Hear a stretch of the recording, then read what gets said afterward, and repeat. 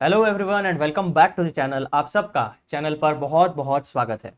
मित्रों, हम लोगों ने एक सीरीज शुरू की है, जैसा कि आप यहाँ पर बैनर देख सकते हो, engagement and quality control standards, यानी हमारे ऑडिटिंग वाला जो सब्जेक्ट है, जो CA intermediate, CA final end of course chartered accountancy का कोर्स क्वालिफाई करने के बाद भी जब आप ऑडिटिंग फील्ड में एक्चुअली सर्विस प्रोवाइड करोगे, आइदर जॉब या प्रैक्टिस करोगे, तो आपको ये सारे के सारे engagement and quality control standards applicable होने वाले हैं। तो हम लोगों ने एक्चुअल जो ओरिजिनल टेक्स्ट होता है उसी टेक्स्ट को बेस पकड़ के एक सीरीज डेवलप की है, जहां पर हम लोग ईच एंड एवरी स्टैंडर्ड का स्कोप डिस्कस करेंगे, ईच एंड एवरी स्टैंडर्ड के ऑब्जेक्टिव्स डिस्कस करेंगे and each and every standard में दी गई जितनी भी डेफिनेशंस होगी, चाहे वो 5 हो, 10 हो या 1 हो, सारे के सारे डेफिनेशंस हम लोग डिस्कस करने वाले हैं। एंड माइंड यू, जब मैंने डेफिनेशंस को काउंट किया तो आपको एक बात सुन के हैरानी होगी कि सारे engagement and quality control standards को मिला के इनिशियल व्यू में जब मैंने पहला प्रीव्यू किया तो मुझे कुल मिलाकर 200 डेफिनेशंस मिली है, जो 200 इंपॉर्टेंट की टर्म्स है जिसका meaning engagement and quality control standards में हमें बताया गया। तो उसको भी हम डिकोड करेंगे। ईच एंड एवरी डेफिनेशन का आपको वीडियो मिलने वाला है। तो this is very very amazing and important series for every student and a CA professional. तो मित्रों, अभी तक हम लोगों ने ऐसे 200 की सीरीज शुरू की है। स्टैंडर्ड ऑन ऑडिटिंग 200 जो है उसका स्कोप एंड ऑब्जेक्टिव डिस्कस हो चुका है, उसके वीडियोस मेरे चैनल्स पर अवेलेबल हो चुके हैं। ऐसे 210 अभी हमारा शुरू है। ऐसे 210 का स्कोप हम लोगों ने एकदम डिटेल में डिस्कस कर लिया है, उसका वीडियो भी चैनल पर अवेलेबल हो चुका है। अब हम इस वीडियो में डिस्कस करने वाले हैं ऑब्जेक्टिव्स ऑफ ऐसे 210, जो कहता है agreeing the terms of audit engagement के बारे में। अब आगे बढ़ने से पहले हमेशा की तरह हमें एक छोटी सी रिवीजन यानी एकदम बेसिक ओवरव्यू समझ लेना जरूरी है। एज अ चार्टर्ड अकाउंटेंट हम 4 काम कर सकते हैं। हम ऑडिट का काम कर सकते हैं, है ना। दूसरा, हम रिव्यू एंगेजमेंट का काम कर सकते हैं, हम एश्योरेंस एंगेजमेंट का काम कर सकते हैं और हम रिलेटेड सर्विसेज प्रोवाइड कर सकते हैं। अब यहां पर आप एक बात समझो, जो आपका ऑडिट का काम है, रिव्यू एंगेजमेंट का काम है और एश्योरेंस एंगेजमेंट का काम है, इन सारी चीजों में आपका सब्जेक्ट मैटर रहने वाला है हिस्टोरिकल फाइनेंशियल इंफॉर्मेशन। यहां पर भी आपको दिखेगा हिस्टोरिकल फाइनेंशियल इंफॉर्मेशन और यहां पर भी आपको दिखेगा हिस्टोरिकल फाइनेंशियल इंफॉर्मेशन। यानी ये तीनों सर्विसेज जो है, ये बेसिकली स्टैंडर्ड जो है वो अप्लाई होने वाले हैं जब भी आप हिस्टोरिकल फाइनेंशियल इंफॉर्मेशन के बारे में काम करोगे। स्टैंडर्ड नंबर 4 जो है, जो कहता है स्टैंडर्ड्स ऑन रिलेटेड सर्विसेज, ये आपका एप्लीकेबल होने वाला है agreed upon procedures to information, compilation engagements and other related services engagement. यानी यहां पर रिलेटेड सर्विसेज की जो एप्लीकेबिलिटी है, जो स्टैंडर्ड्स का वर्डिंग है, उससे हम ये इंटरप्रेट कर सकते हैं कि आपके रिलेटेड सर्विसेज जो है वो अग्रीड अपॉन प्रोसीजर्स में अप्लाई होंगे। कंपाइलेशन एंगेजमेंट्स यानी जितनी भी आपकी फाइनेंशियल इंफॉर्मेशन है, आप अलग अलग रिपोर्ट्स बनाओगे, अलग अलग चीजें कंपाइल करके कोई फाइनल रिपोर्ट आप बनाओगे, तो इस तरीके के काम आप कर सकते हो। या फिर रिलेटेड सर्विसेज एंगेजमेंट्स, या फिर फाइनेंशियल इंफॉर्मेशन से रिलेटेड और भी जितने भी एंसिलरी सर्विसेज होती है जिसकी एक ऑर्गेनाइजेशन को उसके बिजनेस लाइफ साइकिल में जरूरत पड़ सकती है, वो सारी चीजें इसमें इंक्लूड हो जाती है। अब ये मेरा पर्सनल ओपिनियन है, जैसे इंटरप्रेट हम करते हैं लैंग्वेज को पढ़ के, वैसे ही जब हम ओवरऑल स्टैंडर्ड्स की लैंग्वेज और यहाँ पर स्टैंडर्ड्स ऑन रिलेटेड सर्विसेज की लैंग्वेज का थोड़ा इंटरप्रिटेशन करेंगे तो हमें एक बात पता चलती है, हम उसका इंटरप्रिटेशन निकाल सकते हैं कि वो ये है कि आपके जो रिलेटेड सर्विसेज है वो हिस्टोरिकल फाइनेंशियल इंफॉर्मेशन में भी एप्लीकेबल होंगे। वो करंट अगर कोई फाइनेंशियल इंफॉर्मेशन है उससे रिलेटेड आपको काम करना है तो वो भी आपका यानी करंट पीरियड की फाइनेंशियल इंफॉर्मेशन उसके भी आप में एप्लीकेबल होगा रिलेटेड सर्विसेज। या फिर अगर आपको कोई प्रोजेक्शंस बनाने हैं, यानी अगले 5 साल का आपको फाइनेंशियल प्लान देना है या ऑर्गेनाइजेशन के प्रोजेक्टेड फाइनेंशियल स्टेटमेंट्स बनाने हैं, तो ऐसे तीनों सेगमेंट में रिलेटेड सर्विसेज आप प्रोवाइड कर सकते हो। यानी रिलेटेड सर्विसेज वाला जो स्टैंडर्ड है, जो काम है, वो आप हिस्टोरिकल फाइनेंशियल इंफॉर्मेशन के लिए भी परफॉर्म कर सकते हो। रिलेटेड सर्विसेज आप करंट पीरियड की फाइनेंशियल इंफॉर्मेशन के लिए परफॉर्म कर सकते हो एंड रिलेटेड सर्विसेज आप फ्यूचर यानी प्रोजेक्टेड फाइनेंशियल इंफॉर्मेशन के बारे में भी काम कर सकते हो। लेकिन स्ट्रिक्टली ऑडिटिंग जो है वो हिस्टोरिकल फाइनेंशियल इंफॉर्मेशन में अप्लाई होगा, क्योंकि वो स्ट्रिक्टली वर्डिंग यूज किया गया है उस तरीके का। Review engagement specifically historical financial information में अप्लाई होंगे। उसके बाद में एश्योरेंस एंगेजमेंट जो है वो भी स्पेसिफिकली हिस्टोरिकल फाइनेंशियल इंफॉर्मेशन में अप्लाई होने वाले। यानी एज एन ऑडिटर आपको यहां से पता चल गया कि 4 मुख्य धाराओं में आप काम कर सकते हो। या तो आप चार्टर्ड अकाउंटेंट बनने के बाद ऑडिट का काम कर सकते हो, या फिर रिव्यू कर सकते हो, फाइनेंशियल इंफॉर्मेशन का एनालिसिस करा सकते हो, या फिर एश्योरेंस एंगेजमेंट एंड सर्टिफिकेशन के अलग अलग काम होते हैं। हर ऑर्गेनाइजेशन को चाहे इंपोर्ट एक्सपोर्ट के लिए हो या बैंक के लिए हो, सर्टिफिकेट्स की जरूरत होती है, यानी एश्योरेंस होता है एक प्रकार का। तो आप साइन करके पैसे कमा सकते हो एश्योरेंस सर्विसेज प्रोवाइड करके, या फिर आप कोई रिलेटेड सर्विसेज प्रोवाइड कर सकते हो जिसकी किसी ऑर्गेनाइजेशन को जरूरत है।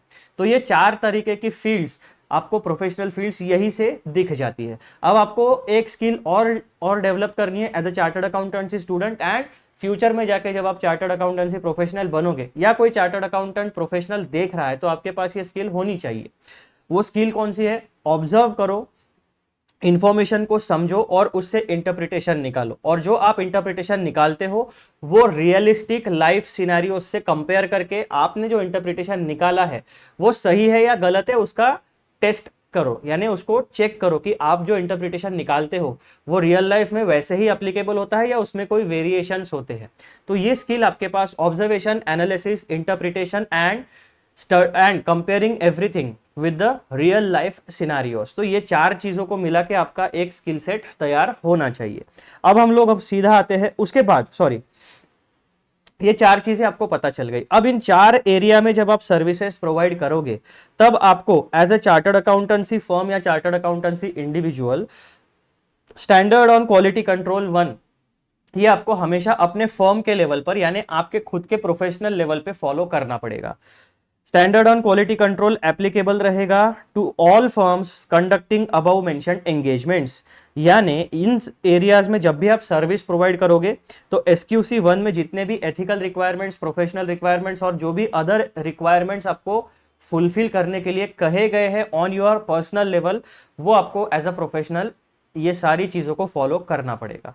ठीक है, तो ये 5 प्रकार के स्टैंडर्ड्स आपके पास होते हैं और इन्हें कलेक्टिवली हम कहते हैं engagement and quality control standards. अब मित्रों, आपको थोड़ा सा लग सकता है कि मैं हर वीडियो में ये थोड़ा सा रिपीटेटिव बैकग्राउंड क्यों बता रहा हूं।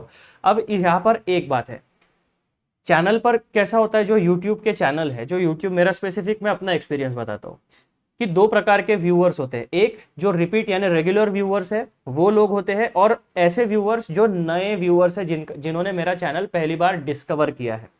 तो हो सकता है कि वो कोई भी वीडियो देखेंगे, एल्गोरिदम उन्हें जो वीडियो सजेस्ट करेगा उनके based on their watch history तो वो वीडियो देखेंगे। अगर वो एंगेजमेंट एंड क्वालिटी कंट्रोल वाली सीरीज देख रहे हैं तो उन्हें हर वीडियो में एकदम कनेक्ट हो जाना चाहिए और उन्हें समझना चाहिए कि ये वीडियो किस तरीके से हमें आगे लेके जाएगा। तो इसीलिए हर वीडियो के शुरुआत में 1-2-4 मिनट में मैं आपको हर बार एक ब्रीफ डिस्कशन इस टेबल का करने वाला हूं। तो ठीक है, तो ये बात आप लोग ध्यान में रख लेना। अब आते हैं हम आज के वीडियो के मुद्दे के ऊपर, जो है हमारा ऐसे 210। ऐसे 210 का टाइटल है agreeing the terms of audit engagement. यहां पर हमने जो स्कोप है इसका, उसमें एक बेसिक चीज पढ़ी। जब भी कोई ऑडिट का काम होता है तो उसमें 2 पार्टीज इन्वॉल्व होती है। पहला, एक तो ऑडिटर यानी हम लोग खुद, और दूसरा जो एंटिटी होती है वो। अब एंटिटी को रिप्रेजेंट करने वाले कौन लोग होते हैं? Management and those charge with governance. तो हमेशा जब भी आप टर्म्स ऑफ ऑडिट यानी ऑडिट का जो काम है उसके जो भी टर्म्स एंड कंडीशंस होंगे, उन टर्म्स एंड कंडीशंस पर ये दोनों पार्टी इक्वली अग्री करना चाहिए। यानी दोनों पार्टी के माइंड में हर एक पॉइंट का इंटरप्रिटेशन, मीनिंग सेम होना चाहिए ताकि आगे चल के कोई डिस्प्यूट ना हो। इस इशू को एड्रेस करता है ऐसे 210 और इसीलिए इसका टाइटल कहा गया है agreeing the terms of audit engagement. अब ऐसे 210 जो है वो स्पेसिफिकली हमें बताता है कि और आपका जो ऑडिट का अपॉइंटमेंट लेटर है या जो टर्म्स एंड कंडीशंस है उसको किस तरीके से ड्राफ्ट करना चाहिए, उसमें कौन सी चीज़ों का इन्फ्लुएंस होता है, क्या क्या चीज़ें ध्यान में रखनी चाहिए, सारी चीज़ें हमें गाइडेंस प्रोवाइड करता है। प्लस ऐसे 210 जो है वो स्पेसिफिकली हमें बताता है कि pre conditions for an audit, यानी प्री कंडीशंस मतलब मैनेजमेंट की responsibility regarding terms of audit engagement. और ऐसे 220 जो है इसके बाद वाली सीरीज में जो ऐसे आएगा, ऐसे 220 वो हमें बताता है कि ऑडिटर की क्या रिस्पॉन्सिबिलिटी होती है। तो हमें जब भी agreeing the terms of audit engagement पढ़ेंगे तो ऐसे 210 और ऐसे 220 दोनों का नॉलेज होना चाहिए। ये बेसिक चीज हमने स्कोप ऑफ ऑडिट में पढ़ी, यानी जो हमने पैराग्राफ नंबर 1 और पैराग्राफ नंबर A1 पढ़ा उसमें हमने ये जिस्ट समझने की पूरी कोशिश की। अब मित्रों आज के वीडियो का हमारा जो मुद्दा है वो है आपका पैराग्राफ नंबर 3 के बारे में डिस्कस करना।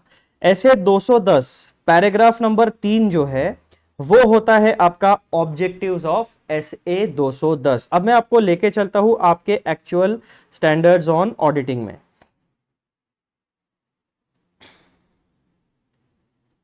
यहां पर देखो हम आ जाते हैं ऐसे 210 में, ठीक है। ऐसे 210 हमारा जो टाइटल है भाई साहब, वो टाइटल हमारा है agreeing the terms of audit engagement.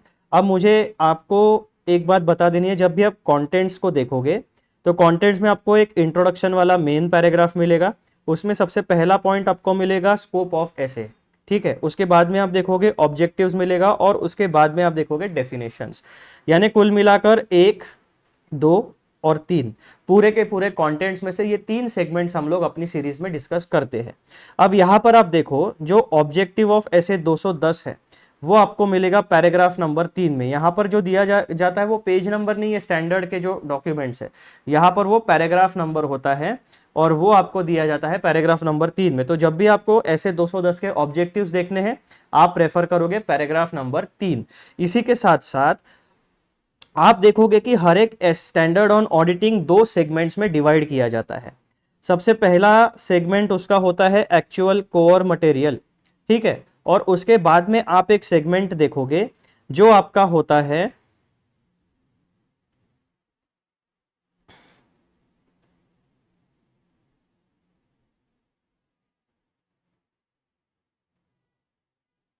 जो आपका रहेगा application and other explanatory material. हर एक स्टैंडर्ड में ये बेसिक फॉर्मेट आपका होगा। यहां से लेकर यहां तक आपका रहेगा कोर डिस्कशन और यहां से एप्लीकेशन मटेरियल और नीचे जितना भी दिया रहेगा वो आपका रहेगा जो कोर मटेरियल है उसी का फर्दर एक्सप्लेनेशन रहेगा, कुछ एग्जांपल्स रहेंगे या किसी और स्टैंडर्ड का रेफरेंस और उसे समझाया जाएगा। तो मेन जो बॉडी होगी टेक्स्ट की वो ये है और इस बॉडी को और अच्छे से एक्सप्लेन करने के लिए application and other explanatory material दिया जाएगा। अब दोनों के पैराग्राफ के नॉमेनक्लेचर में थोड़ा सा फर्क है।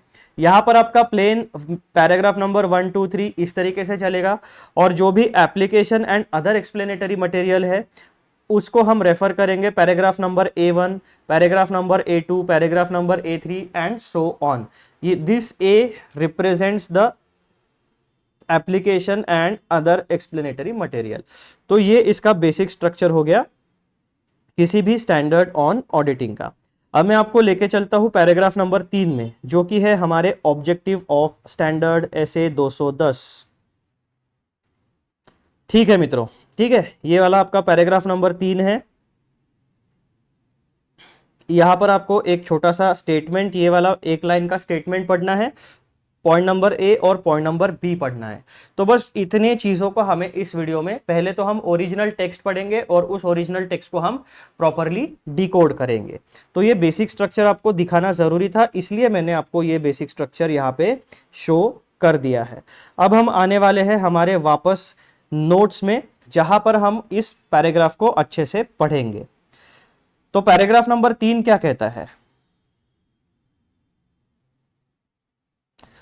The objective of the auditor is to accept or continue an audit engagement only when the basis upon which it is to be performed has been agreed through point number A and point number B। अब सबसे पहले मैं आपको ये पहले line का meaning समझा देता हूं, हम समझते हैं। द ऑब्जेक्टिव ऑफ ऑडिटर, अब यहां पे शुरुआत में ही उसने बोल दिया है पैराग्राफ नंबर 3 में ऑब्जेक्टिव्स में कि ऐसे 210 के अनुसार जो आपके ऑडिट की प्रोसेस में एक सिनेरियो है जो कि होता है agreeing the terms of audit engagement, यानी ऑडिट जब ऑडिटर की अपॉइंटमेंट होती है वो वाले सिनेरियो में जब भी आप अपने टर्म्स एंड कंडीशंस यानी स्कोप ऑफ ऑडिट, कितनी फीस लोगे, कितने टाइम में आप काम कंप्लीट करोगे या फिर आपको और क्या क्या रिपोर्ट्स देनी पड़ेगी, ये सारी चीजें पूरे पॉइंट वाइज मैनर में आपके अपॉइंटमेंट लेटर में दी जाती है। तो पैराग्राफ नंबर 3 क्या कहता है? The objective of the auditor, यानी जब भी कोई ऑडिट की प्रोसेस होगी उसके लिए ऑडिटर को अपॉइंट किया जाएगा, तब जो मेन ऑडिटर यानी जो एंगेजमेंट पार्टनर होता है, जो क्वालिफाइड चार्टर्ड अकाउंटेंट होता है, उसका ऑब्जेक्टिव अकॉर्डिंग टू ऐसे 210 agreeing the terms of audit engagement क्या होता है? तो ऑडिटर साहब का मेन ऑब्जेक्टिव होता है to accept or continue an audit engagement only when the basis upon which it is to be performed has been agreed through condition number A and condition number 2।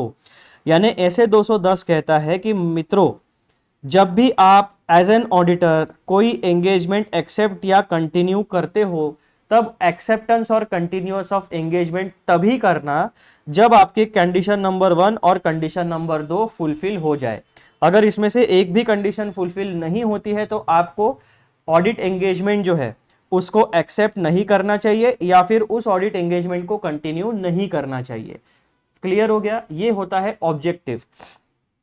अब यहां पे जो basis बोला गया है, ये जो basis upon which it is to be performed, यानी जो ऑडिट है उसका एक बेसिस होता है। वो बेसिस अगर आपके पास नहीं है तो आप ऑडिट एंगेजमेंट को परफॉर्म नहीं कर पाओगे। और वो बेसिस क्या होता है? Pre conditions for an audit, जो हमने ऑब्जेक्टिव या स्कोप वाले पैराग्राफ के टाइम में कंप्लीटली डिटेल में डिस्कस किया है।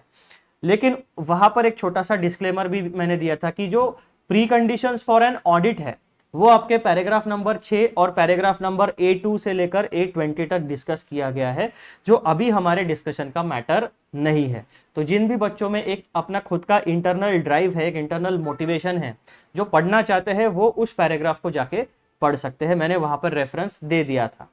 ठीक है, तो पहली लाइन हमें कुछ बातें बताती है। मैं एक बार फिर से आपके साथ डिस्कस करना चाहता हूं कि मित्रों, एज एन ऑडिटर आपके कुछ ऑब्जेक्टिव्स होते हैं जो मेंशन किए गए हैं ऐसे 210 में। कौन से सिनेरियो के लिए? जब आप एज एन ऑडिटर आपका अपॉइंटमेंट होता है तो जो आपके टर्म्स एंड कंडीशंस होते हैं ऑडिट के, उनसे रिलेटेड आपके कुछ ऑब्जेक्टिव्स होते हैं। वो ऑब्जेक्टिव्स क्या है कि एज एन ऑडिटर आपका ऑब्जेक्टिव है ऐसे 210 agreeing the terms of audit engagement के अनुसार कि आपको ऑडिट का कोई भी काम तभी एक्सेप्ट करना चाहिए या फिर कंटिन्यू करना चाहिए जब जो pre condition for an audit है वो आपके क्लैरिटी के साथ अग्रीड हो चुके हैं, यानी डिस्कस हो चुके हैं, यानी एस्टैब्लिश हो चुके हैं।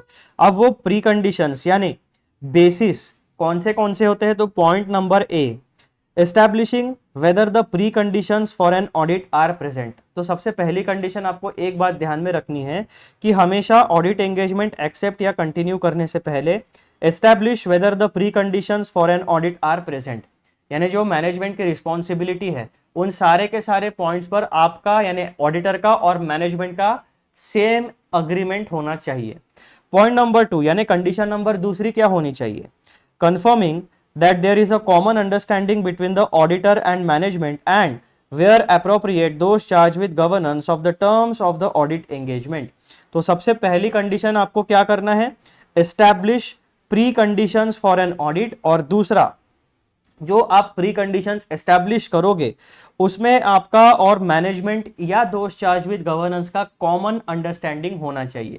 यानी जो मीनिंग आपके दिमाग में है वही मीनिंग उनके दिमाग में भी समझने चाहिए। क्योंकि क्या होता है, कई बार एक ही सिनेरियो में हमारा अलग अलग पर्सपेक्टिव होता है, अलग अलग ओपिनियंस होते हैं। एक व्यक्ति एक सिचुएशन को किसी और तरीके से समझता है, वही उसी सिचुएशन में दूसरा व्यक्ति कुछ और इंटरप्रिटेशन निकाल सकता है। तो जो इंटरप्रिटेशन, जो मीनिंग है वो दोनों के माइंड में कॉमन होना चाहिए। ये दो कंडीशंस आपके सेटिस्फाई जब होते हैं तभी आपको ऑडिट एंगेजमेंट एक्सेप्ट या कंटिन्यू करनी चाहिए। अब ये एक्सेप्ट मीन्स जो आप पहले किसी नए क्लाइंट, अगर नया क्लाइंट है आपका, तो आप क्या करोगे? पहली बार उसका ऑडिट एक्सेप्ट कर रहे हो। अगर आपका पुराना क्लाइंट है जिसके पिछले साल का भी आपने ऑडिट किया था, तो आप क्या करोगे? ऑडिट एंगेजमेंट को कंटिन्यू करोगे। तो इसीलिए वर्डिंग यहां पर क्लियर कर दिया, चाहे आप नए क्लाइंट का ऑडिट का काम एक्सेप्ट कर रहे हो या पुराने क्लाइंट का काम आप कंटिन्यू कर रहे हो, ये दो कंडीशन सेटिस्फाई होना आपके लिए जरूरी है as an auditor to perform the audit. अगर ये दो कंडीशंस आपकी सेटिस्फाई नहीं हो रही है तो आप ऑडिट एंगेजमेंट कंटिन्यू ना करें। तो मित्रों यही ऑब्जेक्टिव है ऑडिटर का एज पर ऐसे 210 in respect of agreeing the terms of audit engagement. अब इसे एज पर ओरिजिनल टेक्स्ट हम लोगों ने इसका मीनिंग थोड़ा सा ओवरव्यू ले लिया है। अब हम डिटेल में डिस्कस करेंगे रिगार्डिंग पैराग्राफ नंबर 3। हर एक की पॉइंट को हम अच्छे से डिस्कस करने वाले हैं। तो यहां पर पैराग्राफ नंबर 3 में सबसे पहला वर्डिंग हमें क्या मिलता है, ऑब्जेक्टिव। तो वही हमारा की पॉइंट नंबर 1 है मित्रों, objective of the auditor in accepting और कंटिन्यूइंग एन ऑडिट एंगेजमेंट। जब भी कोई ऑडिट एंगेजमेंट की बात हो, चाहे वो नया क्लाइंट हो या पुराना क्लाइंट हो, तो ऐसे सिनेरियो में ऑडिटर का ऑब्जेक्टिव क्या क्या होता है। Point number 1, the primary goal of the auditor when considering an audit engagement is to ensure that the terms and conditions under which the audit will be conducted are clearly defined and agreed upon। यानी जो आप appointment letter बनाओगे उसमें जो terms and conditions आप डालने वाले हो वो सारे के सारे पॉइंट्स क्लियरली डिफाइंड होने चाहिए, कोई एम्बिग्यूटी नहीं होनी चाहिए आपके अपॉइंटमेंट लेटर में। और auditor and the management and those charge with governance, इन दोनों के बीच में कॉमन अंडरस्टैंडिंग यानी वो दोनों उन टर्म्स एंड कंडीशंस पे सेम मीनिंग पे कॉमन ग्राउंड पे अग्री करने चाहिए। ये होता है primary goal. The primary goal of the auditor when considering an audit engagement is to ensure that the terms and conditions under which the audit will be conducted are clearly defined and agreed upon. This means, point number A, the auditor must only accept an engagement if the foundation for the audit is well understood by both the parties. Auditor के दिमाग में भी clarity होनी चाहिए, management and those charge with governance के दिमाग में भी क्लैरिटी होनी चाहिए, तभी एक ऑडिटर को ऑडिट एंगेजमेंट एक्सेप्ट करना चाहिए। Point number 2, this ensures that the audit can be conducted effectively, efficiently and ethically. अब किसी के दिमाग में आएगा कि मित्रों ऐसे 210 में इसी प्रकार के ऑब्जेक्टिव क्यों दिए गए। तो इस प्रकार का जो ऑब्जेक्टिव है वो इसलिए दिया गया है ताकि जो ऑडिट का काम है वो इफेक्टिव तरीके से हो सके, वो एफिशिएंट तरीके से हो सके और वो एथिकल रिक्वायरमेंट्स को भी फुलफिल कर सके। तो अल्टीमेट जो आपका ये प्राइमरी गोल है, इस प्राइमरी गोल को फुलफिल करने के बाद उसका कॉन्सिक्वेंस क्या होगा, काम में क्वालिटी आएगी, efficiency, effectiveness and ethical requirements को फुलफिलमेंट आप कर पाओगे एज एन ऑडिटर। तो ये होता है आपका basic meaning for the objectives. Point number 2 क्या कहता है, in practice this helps prevent misunderstanding between the auditor and the client regarding the scope of the audit, the auditor's responsibilities and management's obligation। तो जब आप ऐसे 210 में दिया गया ऑब्जेक्टिव फुलफिल करते हो, यानी pre conditions for an audit आप एस्टैब्लिश करते हो और जितनी भी टर्म्स एंड कंडीशन है उसको क्लियरली डिफाइन करते हो और कॉमन अंडरस्टैंडिंग यानी दोनों साथ में बैठकर उसमें म्यूचुअली अग्री करते हो, तब 3 इश्यूज आपके रिजॉल्व होते हैं। वो 3 इश्यूज कौन से रिजॉल्व होते हैं कि आपका स्कोप ऑफ ऑडिट क्या है, ये आप क्लैरिटी के साथ समझ सकते हो, दोनों पार्टीज, ऑडिटर भी और मैनेजमेंट भी। दूसरा इशू क्या रिजॉल्व होता है, ऑडिटर की क्या रिस्पॉन्सिबिलिटीज होती है वो एकदम क्लियरली डिफाइंड होगी। क्योंकि आगे चल के बहुत बार ऐसा होता है कि क्लाइंट बोलेगा कि यार ये भी तो कर दो, वो भी तो कर दो, यार हमने तो ओरली वर्बली वैसा डिस्कस किया था, अभी आप मुकर रहे हो, है ना। तो ऐसा हो सकता है, इसीलिए जो भी चीज़ है वो रिटर्न फॉर्म में होनी जरूरी है। और तीसरा इशू आपका क्या रिजॉल्व हो जाएगा, मैनेजमेंट के क्या क्या ऑब्लिगेशंस है। यानी जब एक मैनेजमेंट ऑफ कोई भी एंटिटी का मैनेजमेंट किसी चार्टर्ड अकाउंटेंट को या क्वालिफाइड प्रोफेशनल को ऑडिट करने के लिए अपॉइंट करता है तो उसके कुछ ऑब्लिगेशंस होते हैं। इसका मतलब क्या होता है कि मैनेजमेंट अग्री करती है कि उन्हें फाइनेंशियल इंफॉर्मेशन का एक्सेस देगी, ऑडिटर के साथ कोऑपरेट करेगी, ऑडिटर जो भी क्वेरीज निकालेगा उसको रिजॉल्व करेगी और अल्टीमेटली ऑडिटर का जो रिपोर्ट आएगा वो इंटेंडेड यूजर्स तक वो सर्कुलेट किया जाएगा एंड एट द एंड जो भी उसका मॉनेटरी पेबैक होगा वो ऑडिटर को दिया जाएगा। ये कुछ बेसिक मैनेजमेंट के ऑब्लिगेशंस होते हैं। तो जब आप ऑब्जेक्टिव फुलफिल करते हो, ऐसे 210 में बताया गया, क्या बताया गया हमें, the objective of the auditor is to accept or continue only if the condition number A and condition number B are fulfilled. तो ये ऑब्जेक्टिव हो गया आपको, ऑब्जेक्टिव नंबर 1, ऑब्जेक्टिव नंबर 2। इसको फुलफिल करने के बाद उसका आउटकम क्या होता है? तो ऑडिट आप effectively, efficiently and ethically conduct कर सकते हो, और जब आप क्लियरली डिफाइन करते हो सारे के सारे terms and conditions of audit, जब आप ये दो ऑब्जेक्टिव्स को एस्टैब्लिश करते हो, इन्हें फुलफिल करते हो, तब जो भी मिसअंडरस्टैंडिंग हो सकती है बिटवीन ऑडिटर एंड मैनेजमेंट, वो पहले ही रिजॉल्व करने के चांसेस, यानी वो पहले ही आप रिजॉल्व कर लेते हो ताकि आगे चल के कोई मिसअंडरस्टैंडिंग ना हो। वो तीन मुख्य मुद्दे कौन से होते हैं, तीन मेन इश्यूज?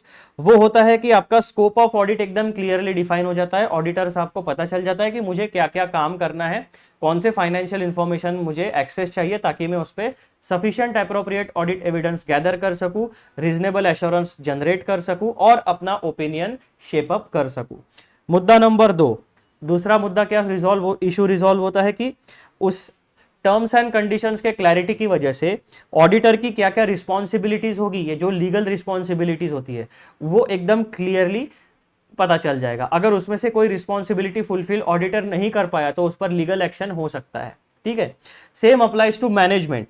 तीसरा मुद्दा रिजॉल्व हो जाएगा कि मैनेजमेंट के क्या क्या ऑब्लिगेशन है, यानी जो हमने pre conditions for an audit के बारे में डिस्कस किया था, जो paragraph number 6 and explanatory material में पैराग्राफ नंबर A2 से लेकर A20 तक डिस्कशन हुआ है ऐसे 210 में। तो अगर मैनेजमेंट ने कोई कंडीशन फुलफिल नहीं की है तो ऑडिटर अपने ऑडिट ओपिनियन में उस तरीके से उसको रिफ्लेक्ट प्रॉपरली करेगा। तो मित्रों, ये होता है आपका बेसिक डिस्कशन। जो की पॉइंट नंबर 1 है रिगार्डिंग ऑब्जेक्टिव, उसको हमने ओपन अप करके बिल्कुल डिटेल में पढ़ने की कोशिश की है। उसमें से हमें बहुत सारी अच्छी चीजें पता चली है जो हमें केवल इतना सा टेक्स्ट पढ़ के पता नहीं चलेगी। बेसिकली ये आपका ओरिजिनल टेक्स्ट है और ये उस टेक्स्ट का जो एक्सप्लेनेशन मटेरियल है, ये उस टेक्स्ट का एक इंटरप्रिटेशन है। उसके बाद हमें और क्या चीज पता चलती है? Establishing pre conditions for an audit, यानी जो सबसे पहला वाला मुद्दा होता है हमारा objective number 1, establishing whether pre conditions for an audit are present. तो ये पहला मुद्दा हो गया। यहाँ पर पॉइंट नंबर A है, यहाँ पर मैंने ऐसा गोला दिया था इसीलिए मैंने इसको गोले से रिप्रेजेंट कर दिया है, और जो पॉइंट हमारा ऑब्जेक्टिव A है उसको मैंने A और B से डिनोट कर दिया, यानी हमें कोई कंफ्यूजन नहीं होगा एक्सप्लेनेशन में भी। फिर जो पॉइंट नंबर A हमारा है, establishing whether the pre conditions for an audit are present और नॉट, ठीक है। इसका इंटरप्रिटेशन, इसका मीनिंग क्या हुआ? Preconditions for an audit refer to certain responsibilities that management must acknowledge and meet before an audit engagement can proceed। यानी कुछ basic management की रिस्पॉन्सिबिलिटीज होती है, वो मैनेजमेंट ने उसका कंसेंट देना चाहिए। जैसे कि क्या? तो पहली रिस्पॉन्सिबिलिटी मैनेजमेंट की क्या होती है कि आपके जो फाइनेंशियल स्टेटमेंट्स है उसका प्रिपरेशन एंड प्रेजेंटेशन कौन करेगा? मैनेजमेंट। मैनेजमेंट करेगा, यानी लिटरली मैनेजमेंट अकाउंटिंग नहीं करेगा, मैनेजमेंट प्रॉपर अकाउंटेंट्स को हायर करेगा या ऐसे क्वालिफाइड प्रोफेशनल्स को हायर करेगा जिन्हें अकाउंटिंग, टैक्सेशन और फाइनेंशियल रिपोर्टिंग, इन सारी चीज़ों का नॉलेज है और उनसे काम करा लेगा। लेकिन अल्टीमेटली जो रिस्पॉन्सिबिलिटी होती है, जो अकाउंटेबिलिटी होती है, जिम्मेदारी, वो मैनेजमेंट की होगी, ठीक है। फिर दूसरा पॉइंट क्या हो सकता है मेजर, कि ऑडिटर को जब आप अपॉइंट करते हो तो ऑडिटर जो है वो एक एक्सटर्नल पार्टी है with respect to the management. वो मैनेजमेंट का एम्प्लॉय नहीं है या किसी एंटिटी का एम्प्लॉय नहीं है, वो एक इंडिपेंडेंट प्रोफेशनल है जो ऑर्गेनाइजेशन के बाहर का व्यक्ति है, जो एक इंडिपेंडेंट प्रोफेशनल है, ठीक है। जब आप किसी थर्ड पार्टी को अपने ऑर्गेनाइजेशन में बुलाते हो काम करने के लिए, कोई सर्विसेज उनसे लेते हो, तो एक जिम्मेदारी बनती है कि उनकी सर्विसेज तभी इफेक्टिव, एफिशिएंट और एथिकल हो सकती है जब आप उनके साथ कोऑपरेशन में काम करो। यानी क्या कि ऑडिटर को प्रॉपरली एक स्पेस रहेगी बैठने के लिए, टेबल कुर्सी, जो भी बेसिक फर्नीचर लगेगा वो प्रोवाइड किया जाएगा। अगर आपका data physically register on paper maintain होता है तो आप प्रॉपरली ओरिजिनल डेटा ऑडिटर को प्रोवाइड करोगे।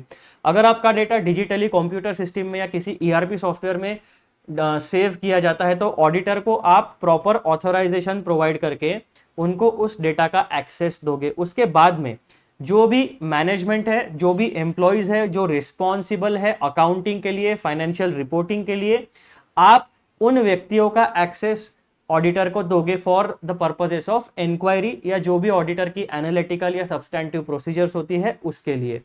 और अंत में जैसे जैसे ऑडिट आगे बढ़ते जाएगा, जो क्वेरीज आएगी या तो मैनेजमेंट उन क्वेरीज को रिजॉल्व करेगी या तो नहीं करेगी। तो ऐसा सिनेरियो हो सकता है। फिर ऑडिटर जो है ऑडिट रिपोर्ट देगा साइन करके, फिर मैनेजमेंट अपना फाइनल क्लोजर रिपोर्ट देगी कि ऑडिटर ने जो रिपोर्ट दिया है वो सही है, या वो अपना ओपिनियन जो भी मैनेजमेंट का रिपोर्ट होता है वो प्रोवाइड करेगी। तो इस तरीके से पूरा काम होगा। तो ऑडिटर की एज अ प्रोफेशनल कुछ रिस्पॉन्सिबिलिटीज होती है एंड मैनेजमेंट की एज अ प्रोफेशनल कुछ रिस्पॉन्सिबिलिटीज होती है। तो यहां पर हम मैनेजमेंट के रिस्पॉन्सिबिलिटीज की बात करते हैं। Preconditions for an audit refer to certain responsibilities that management must acknowledge and meet before an audit engagement can proceed. Point number 2, the auditor needs to establish these preconditions, यानी auditor को पहले ही ensure करना है, पहले ही management से बात कर लेनी है कि भैया आपकी ये रिस्पॉन्सिबिलिटीज है, इतना इतना एक्सेस, ये प्रकार का डेटा मुझे लगेगा, और जो भी ऑडिट के दौरान मुझे मदद लगेगी वो आपके एम्प्लॉय कोऑपरेट करेंगे, ये आप रिटर्न में मुझे कंसेंट लेटर पहले ही प्रोवाइड करा दो। इस तरीके की कोई टर्म्स एंड कंडीशंस आपके अपॉइंटमेंट लेटर में रहने वाली है। फिर अब ये जो प्री कंडीशंस होती है ऑडिट की, ये मैंने बहुत बार बता दिया अभी तक आपको। ऐसे 210 में आपको पैराग्राफ नंबर 6 में मेन मटेरियल मिलेगा और उसका एक्सप्लेनेटरी मटेरियल आपको मिलेगा पैराग्राफ नंबर A2 से लेकर A20 तक। तो यहां पे जाके आप उसका डिटेल डिस्कशन और pre conditions for an audit actually होती क्या है, जो मैनेजमेंट की रिस्पॉन्सिबिलिटीज होती है, वहां पे वो डिटेल में बताया गया है। Point number 3, if these pre conditions are not in place, तो अगर अगर अब दो सिनेरियोज होते हैं, या तो प्री कंडीशंस एग्जिस्ट करेगी या तो प्री कंडीशंस एग्जिस्ट नहीं करेगी। अगर pre conditions for an audit exist करती है तो वेल एंड गुड, आप आगे बढ़िए। और अगर pre conditions for an audit exist नहीं करती तो ऑडिटर का क्या रिस्पॉन्स होना चाहिए, तो ऑडिटर का रिस्पॉन्स कुछ इस तरीके का रहेगा जो पॉइंट नंबर 3 में हमें बताया गया है। If these pre conditions are not in place, the auditor may either refuse the engagement or work with management to resolve issues before proceeding. अब जब प्री कंडीशंस एग्जिस्ट नहीं कर रही है तो ऑडिटर के पास दो प्रकार के रिस्पॉन्सेस है।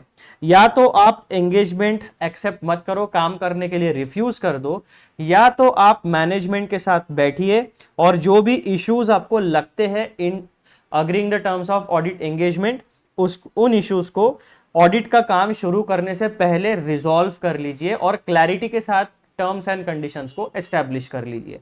ये ऑडिटर के पास रिस्पॉन्स होता है। फिर पॉइंट नंबर बी हमारा क्या है, confirming that there is a common understanding between the auditor and management and where appropriate those charge with governance of the terms of the audit engagement. यानी हमारे पास दो पार्टीज होती है, एक ऑडिटर, एक management and those charge with governance. तो जब आप terms and conditions regarding audit engagement के बारे में बात करते हो तो उन टर्म्स एंड कंडीशंस का एक कॉमन अंडरस्टैंडिंग दोनों के दिमाग में होना चाहिए, ठीक है, यानी क्लैरिटी होनी चाहिए। अब उससे रिलेटेड जो चीजें हैं वो आप लोग यहाँ पे समझने की कोशिश करो। Common understanding between auditor, management and those charge with governance. This key point emphasizes the importance of a shared understanding between the auditor, management and when applicable, those charged with governance. Example, the board of directors और audit committee, यानी जो those charged with governance है उनमें किन किन लोगों का inclusion हो सकता है, तो उसमें बोर्ड ऑफ डायरेक्टर्स हो सकते हैं या तो उसमें ऑडिट कमिटी हो सकती है। दिस इन्वॉल्व्स, अब ये जो कॉमन अंडरस्टैंडिंग है उसमें क्या क्या चीजें इन्वॉल्व की जाती है, वो कॉमन अंडरस्टैंडिंग पे अराइव कैसे किया जाता है। तो point number 1, defining the terms of engagement. तो कॉमन अंडरस्टैंडिंग को प्राप्त करने के लिए, कॉमन अंडरस्टैंडिंग या कॉमन ग्राउंड पे अराइव होने के लिए सबसे पहले आपको एक काम करना पड़ेगा, वो रहेगा defining the terms of the audit engagement. The auditor must ensure that both the parties agree upon the scope of the audit, the auditor's responsibilities and management obligations. तो तीन इश्यूज के ऊपर सबसे पहले आपका अग्रीमेंट होना चाहिए, किसका, मैनेजमेंट का and auditor, management, those charge with governance and auditor का। पहले ऑडिट का जो काम है वो स्कोप ऑफ ऑडिट, यानी ऑडिट कौन सा है, स्टैट्यूटरी ऑडिट है, इंटरनल ऑडिट है, किस प्रकार का ऑडिट है। तो जिस तरीके का ऑडिट होगा सिमिलरली उसका रिलेवेंट स्कोप ऑफ ऑडिट आपको डिफाइन कर लेना है। दूसरा इशू आपको दूसरे टर्म्स ऑफ एंगेजमेंट में क्या देखना है कि ऑडिटर का जो स्कोप है उससे रिलेवेंट जो ऑडिटर की रिस्पॉन्सिबिलिटीज है उसको एस्टैब्लिश करो। उसके बाद जो आपका ऑडिट का स्कोप है उसके बेसिस के ऊपर मैनेजमेंट के जो ऑब्लिगेशंस है उसको आप एस्टैब्लिश करो। तो ये तीनों चीजें जो है वो इंटर रिलेटेड है, इसीलिए सबसे पहले हमेशा स्कोप ऑफ ऑडिट डिसाइड होगा, उसके बाद में साइमल्टेनियसली ऑडिटर की और मैनेजमेंट की जो रिस्पॉन्सिबिलिटीज या ऑब्लिगेशंस है उसके ऊपर कॉमन अंडरस्टैंडिंग अराइव किया जाएगा। फिर कॉमन अंडरस्टैंडिंग को प्राप्त करने के लिए, कॉमन ग्राउंड पे आने के लिए दूसरा काम क्या करना पड़ेगा, एंगेजमेंट लेटर को क्लैरिटी के साथ आपको ड्राफ्ट करना पड़ेगा। Typically the terms of the engagement are documented in an engagement letter which serves as a formal agreement and provide a clear understanding of what is expected from both the auditor and the client। यानी यहां पर जो terms and conditions आपने define की है अब उसे formalise करो, ठीक है, यानी प्रॉपर लेटर हेड के ऊपर आपका engagement letter, final engagement letter को ड्राफ्ट करना पड़ेगा। अब ये जितने भी टर्म्स एंड कंडीशंस है, जैसे कि हमने 1, 2 और 3, ये तो बेसिक चीजें हो गई, ये हमेशा होनी ही चाहिए। इसके अलावा भी अगर कोई टर्म्स एंड कंडीशंस है रिगार्डिंग फीस, रिपोर्ट किस तरीके का आएगा, एक्सेट्रा एक्सेट्रा एक्सेट्रा, तो वो सारे के सारे टर्म्स ऑफ एंगेजमेंट आपको डॉक्यूमेंट करने पड़ेंगे एक फॉर्मल एंगेजमेंट लेटर के ऊपर, ठीक है। और उस एंगेजमेंट लेटर में जो हमारा ऑडिटर है और जो क्लाइंट है उन दोनों से क्या क्या चीजें एक्सपेक्टेड है, दैट मीन्स पॉइंट नंबर 1 वो एकदम क्लैरिटी के साथ मेंशन की जाएगी। उस एंगेजमेंट लेटर को हम प्रॉपर लेटर हेड पे लेंगे, जो एंटिटी होगी उसकी, वो एंगेजमेंट लेटर ऑफिशियल पोस्ट से या ऑफिशियल मेल ऑडिटर के ऑफिशियल ईमेल आईडी पे जाएगा, या तो ऑडिटर उसे डिजिटली एक्सेप्ट करेगा या फिर उसे फिजिकल प्रिंट आउट निकाल के साइन करेगा, स्टैंप मारेगा और वापस भेजेगा। यानी हमेशा 2 कॉपीज में आएगा, एक मैनेजमेंट का कंसेंट वो वापस जाएगा, फिर एक ही डॉक्यूमेंट के ऊपर मैनेजमेंट और ऑडिटर दोनों के साइन होंगे। ये रिप्रेजेंट करता है कि जितने भी terms and conditions engagement letter में लिखे गए हैं उन दोनों के ऊपर जो साइनिंग अथॉरिटी है वो प्रॉपरली अग्री हुए हैं। फिर कॉमन अंडरस्टैंडिंग को प्राप्त करने के लिए तीसरा काम क्या आपको करना पड़ेगा, avoiding misunderstandings. Establishing a mutual understanding helps prevent potential disputes during and after the audit। यानी ऑडिट के दौरान और ऑडिट होने के बाद भी कोई मिसअंडरस्टैंडिंग नहीं होना चाहिए आपके बीच में।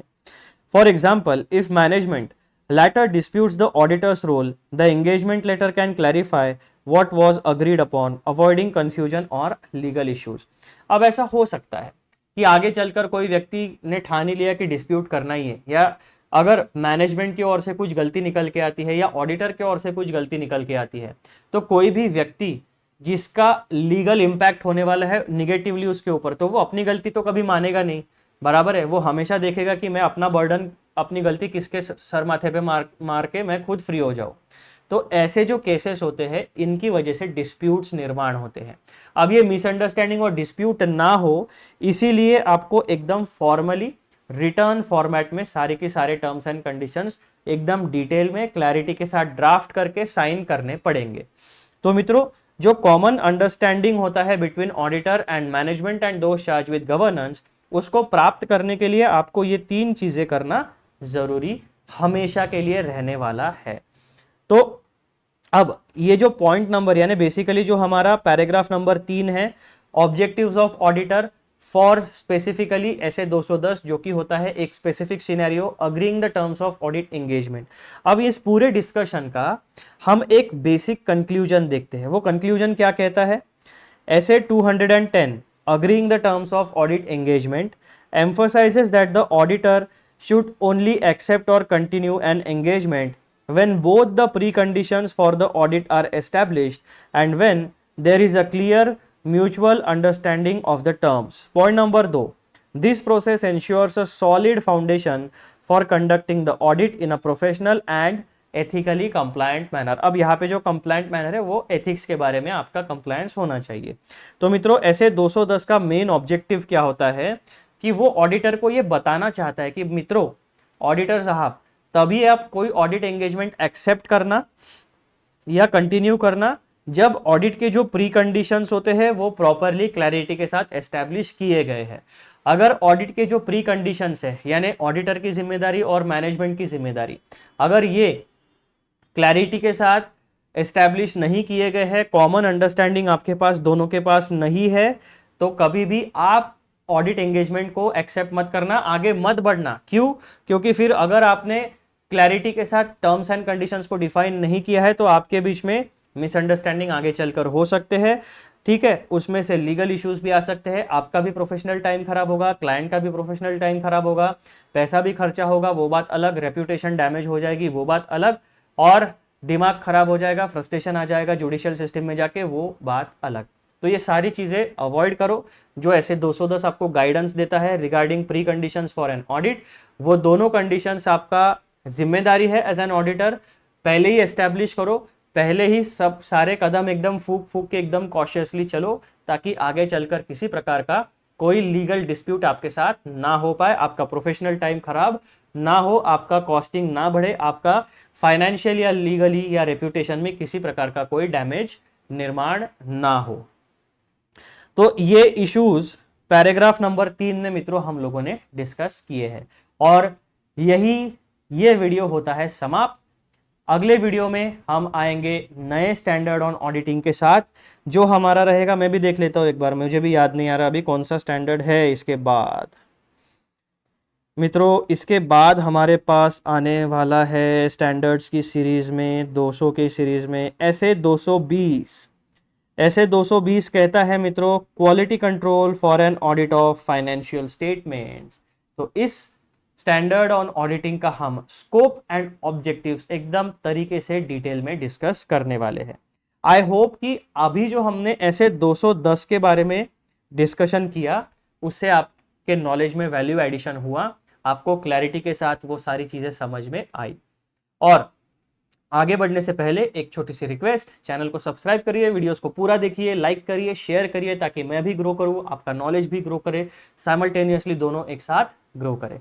चलो हम लोग मिलेंगे अगले वीडियो में, तब तक के लिए bye bye, take care and पढ़ाई करते रहिए।